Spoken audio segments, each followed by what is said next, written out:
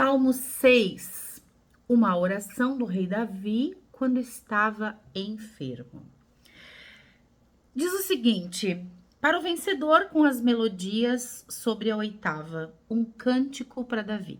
Lembrando que o que eu estou lendo aqui é o Tanar, e é interessante porque ele começa ao que pra gente seria um final de um livro, né? Ele começa aqui, até porque o hebraico se lê da direita para a esquerda, né?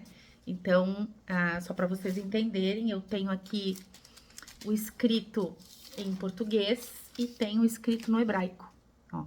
Então, assim, é o livro que a gente tá lendo. Por isso que, às vezes, na nossa Bíblia não tem essas referências que eu passo por aqui, tá bom? Então, bora lá. Olha que importante o que tá escrito aqui. Foi uma oração quando o rei Davi estava doente. Vamos refletir. Quando a gente tá doente, a gente perde a vontade de comer, a vontade de fazer as coisas, o nosso corpo se joga na cama, parece que nada vai ter solução, né? A gente não tem forças. E é nesse momento em que o rei Davi diz o seguinte: suplica, né, a potência divina para que ele consiga se restabelecer. Só que ele diz uma oitava, né? Uma oitava como cântico para Davi. O rei Davi, ele fez uma harpa com oito cordas. Antigamente, esses instrumentos tinham 7, mas ele mandou fazer uma harpa com 8. O nome desse instrumento chama-se Hashminit, no hebraico. Então, é um instrumento com 8 cordas. Tudo o que a gente está tratando aqui sempre tem uma simbólica. O número 8, gente, ele representa tudo aquilo que vem além da matéria. Por que é essa lógica do 8? Se nós fomos criados por Deus em 7 dias, e 7 são tempos criacionais, no 8º dia, o que Deus diz pra gente? Faça, domine, subjugue, né? Na Bíblia tá escrito: subjugue as aves do céu, subjugue os peixes do mar, subjugue os animais da terra. O que significa subjugar? Dominar. Então, dominar os peixes não é colocar um peixe num aquário e dizer, ok, agora eu domino. Subjugar as aves não quer dizer colocar as aves numa gaiola. Subjugar os animais não quer dizer abatê-los ou trancafiá-los. Tudo isso é um arquétipo em relação a nós. Então, quando Deus diz subjugue tudo aquilo que vem antes de você, ele está dizendo para o homem: domine as tuas emoções. As aves dos céus, elas voam no ar, né? E o ar são pensamentos, é o mental. Então, nós temos que subjugar o nosso mental, dominar o nosso mental. Subjugue os peixes do mar.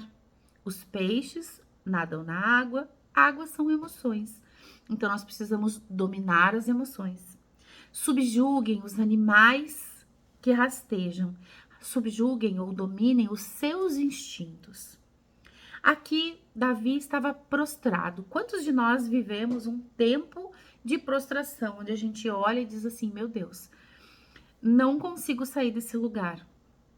Tudo me acontece. E quando a gente tá ruim, a gente atrai muitas coisas mesmo. Nesse momento, Davi dá um recado para todos nós. Ó, é a 8ª corda que você tem que acessar. É o alimento espiritual que você tem que acessar para sair desse lugar de dor, desse lugar de prostração, desse lugar de dizendo, eu não aguento mais.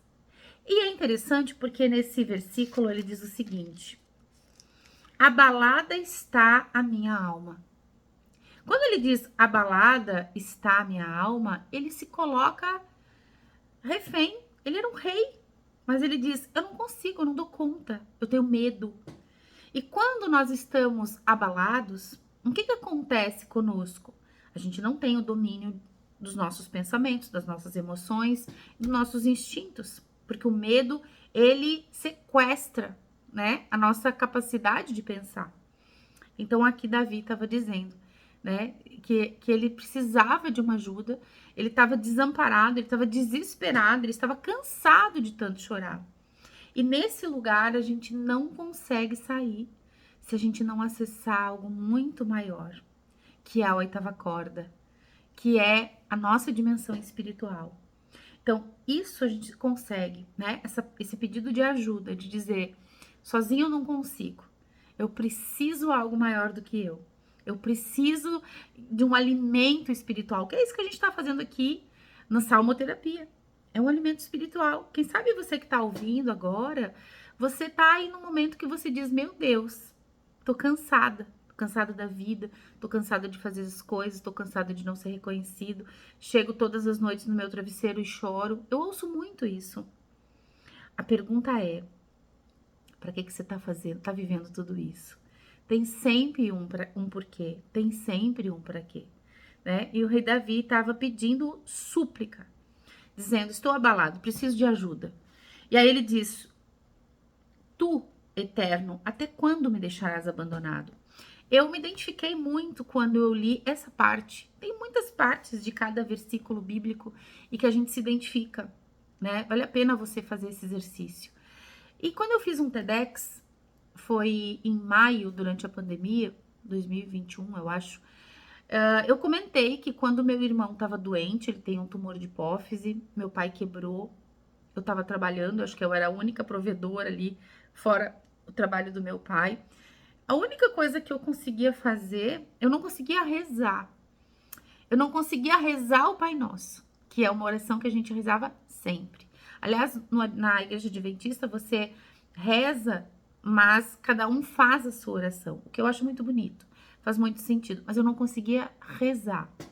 E eu conto que a única coisa que me vinha na cabeça é que eu estava em volta de um furacão na minha volta, e eu só conseguia olhar para cima.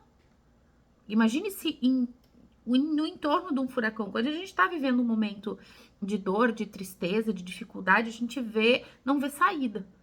E eu só imaginava olhando para cima, onde eu conseguia ver a luz, e perguntava: por que eu e até quando? Falo isso no meu TEDx. Eu descobri por que eu e até quando eu dei uns passos, quando eu dei o meu despertar, quando eu disse: isso eu não quero mais na minha vida. Eu entendi por que eu passei por determinadas situações. Talvez para que eu estivesse aqui hoje falando sobre os salmos com você. Talvez para que eu estivesse dando aula de psicogenealogia. Então, esse lugar aqui, esse versículo, é sobre esse tempo de dor, que é um tempo que a gente precisa olhar para cima e dizer: para que eu? E quando eu vou poder colocar esse meu aprendizado a serviço? Mas nesse momento eu preciso de ajuda. E essa ajuda, ela é espiritual. Alimente-se. Um grande beijo. A gente se vê amanhã.